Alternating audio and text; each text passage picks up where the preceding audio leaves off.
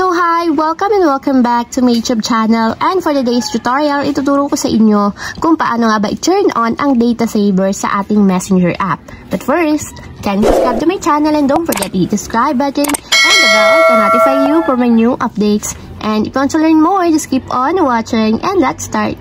So ayan, for today's video, make sure na updated yung Messenger app na gagamitin natin. So ayan, i-open ko muna yung aking Messenger app. And then after nyan, pagka-open ng ating Messenger account or Messenger application, itap lang natin yung 3 horizontal lines na nandito sa upper left corner, katulad nito.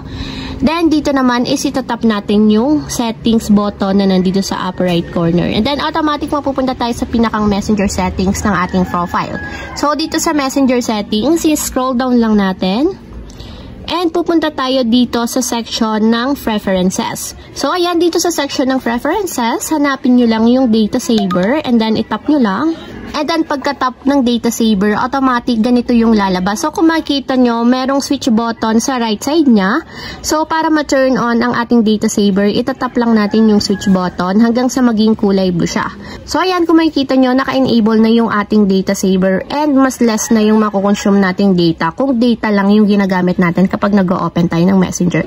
So guys, malaking tulong to kapag nagtitipid tayo sa data since nga hindi automatic na da-download yung mga images or videos sa ating Messenger at iba pa. So ayun lang guys, ganun lang kasimple kung paano nga ba i-turn on ang data saver sa ating Messenger app. If you have a question, click comment down below and don't forget to hit the subscribe button and the bell to notify you for my new updates. And thank you for watching! Living life, every day, late at night, not okay.